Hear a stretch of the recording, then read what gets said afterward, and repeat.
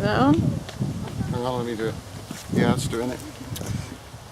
Death of Gellerts. In the Glaslyn Valley, high in the mountains of Snowdonia in North Wales, is a little picturesque village of Beddgellert.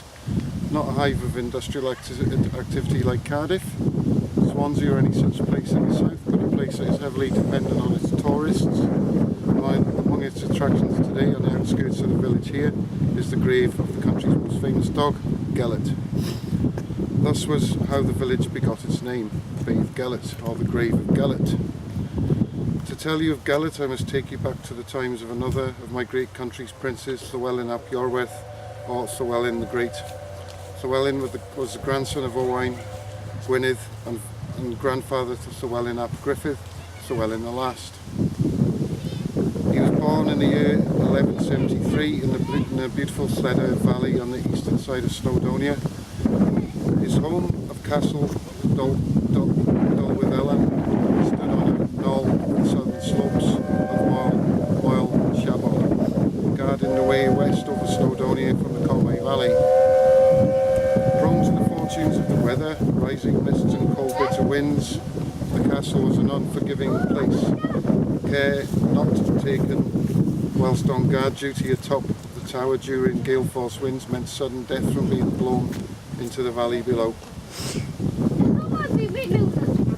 The castle was also a cold place in the time of snow. Snow was to its advantage, for it helped to seal the valley against those that on many occasions wished they could break the stranglehold of Snowdonia by the Prince of Wales. Much of Llywelyn's mature life was spent in the organisation and defence of Wales. On his succession to the throne of Gwynedd, he swore in 1201 an allegiance to King John, and in 1205 he married his illegitimate daughter Joan. However, Llywelyn never intended that himself or Wales should remain subservient to the English throne. Llywelyn enjoyed hunting, for it not only gave him the thrill of the chase, but provided him with hunting. So whenever he could leave his court, cross the Menai Straits and head for the mountains of Snowdonia. Once there and unleashed, the great Irish wolfhound pack, led by their leader Gelert, would be heard baying as they picked up the scent of a stag and began the chase. Many times they would lose one, and then pick up another one, only to lose that one too. But then Llywelyn would find himself way to the south. Indeed, there were occasions when he was so far south as the mouth of River Colin to nearly Glen Castle, of being in the Senai forest. This resulted in him being taken away from Joan for several weeks at a time. After Griffith, his son, was born, Joan was having none of this and demanded that he should build hunting lodges so that she could accompany him. So throughout Snowdonia they were built, but it is the one that was built near today's Beddgellert that concern us, for this is where my story of Gellert, the Irish wolfhound, comes from. The great bounding wolfhound was a favourite of all that came across him. He was as gentle as a lamb to all that showed him kindness, and his master and his family won't betide anyone, however, that the dog thought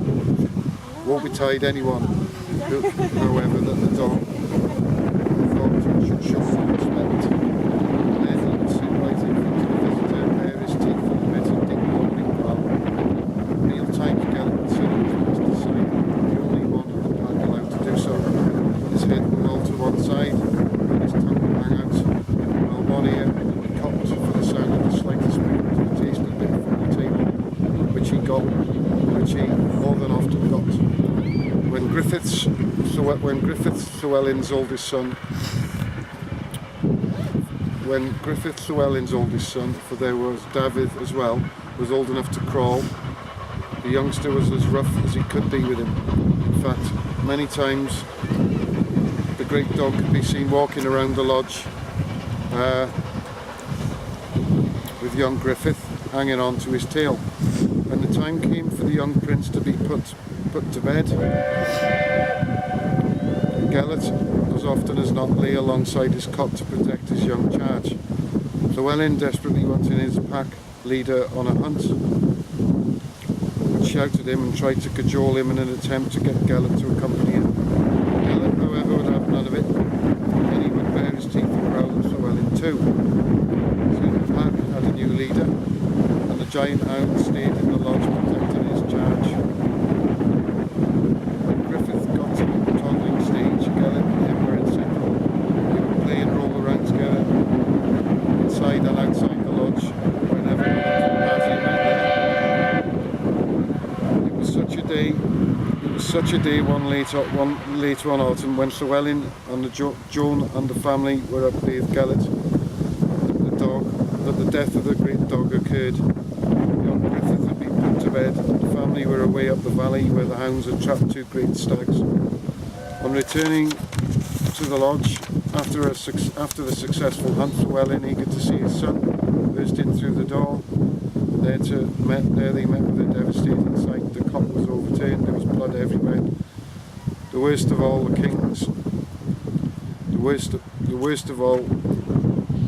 the great wolfhound's jaws were dripping with blood.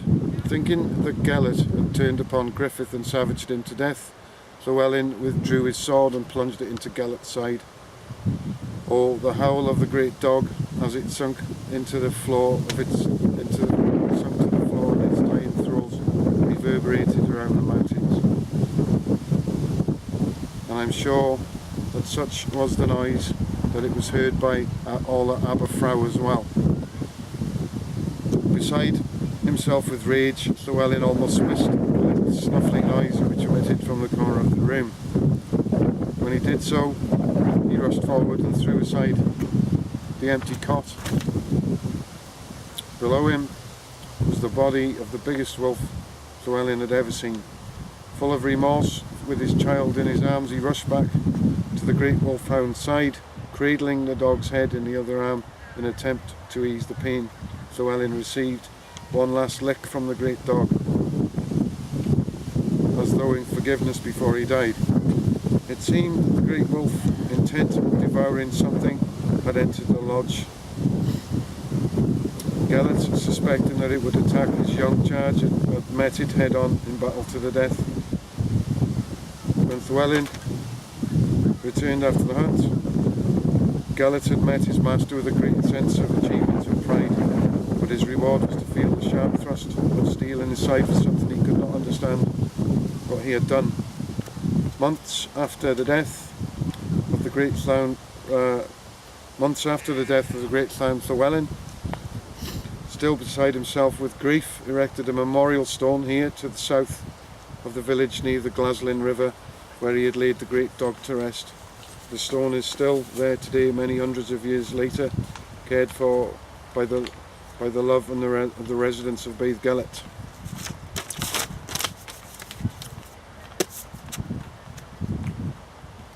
And that's that. And that's a Welsh legend, and you can look it up on anywhere else, YouTube or wherever. But anyway, that's that video.